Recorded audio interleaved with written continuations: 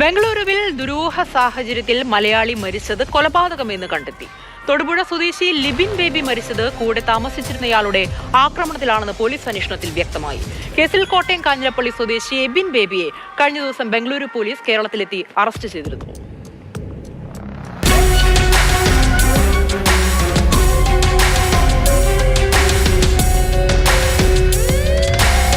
കഴിഞ്ഞ ശനിയാഴ്ചയാണ് ലിബിനെ താമസ സ്ഥലത്തെ കുളിമുറിയിൽ വീണ് പരിക്കേറ്റെന്ന് പറഞ്ഞ് സുഹൃത്തുക്കൾ ആശുപത്രിയിൽ പ്രവേശിപ്പിച്ചത്.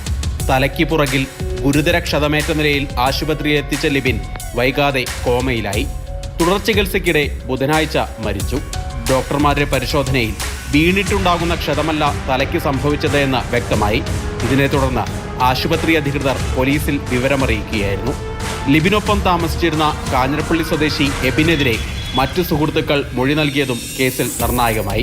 ഇതോടെയാണ് കേരളത്തിലേക്ക് പോയ എബിനെ ബംഗളൂരു ബെന്നാർഘട്ട പോലീസ് കാഞ്ഞിരപ്പള്ളിയിലെത്തി കസ്റ്റഡിയിലെടുത്തത്. മോൻ്റെ ബ്രെയിൻ ഡെത്ത് ഒക്കെ ആയിക്കഴിഞ്ഞപ്പോൾ അവർ പറഞ്ഞു ഇതൊരിക്കലും ഒരു ബാത്റൂമിൽ ഒരു സ്ലിപ്പായിട്ടുണ്ടാ ഒരാൾക്കുണ്ടാകുന്ന ഒരു അപകടമല്ല, അല്ലാതെ ഒരു വലിയൊരു മാസ് എഫക്റ്റ് കൊണ്ടുണ്ടായേക്കുന്ന ഒരു ബ്രെയിൻ ഡെത്താണ്. അപ്പം നമ്മളതിൻ്റെ ബാക്കി കാര്യങ്ങൾ ഹോസ്പിറ്റൽ സൈഡിൽ നിന്ന് ഇനിഷ്യേറ്റീവ് എടുത്ത് കേസ് കൊടുക്കുകയാണെന്ന് പറഞ്ഞു. അങ്ങനെ ഹോസ്പിറ്റലുകാർ തന്നെയാണ് ആദ്യം ഒരു കേസ് കൊടുത്തത്. മനഃപൂർവ്വമല്ലാത്ത നരഹത്യാ കുറ്റമാണ് ചുമത്തിയിരിക്കുന്നത്.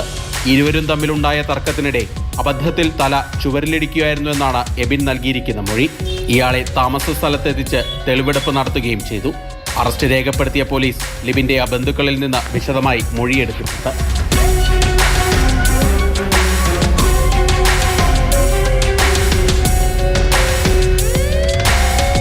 മാതൃഭൂമി ന്യൂസ്, ബംഗളൂരു.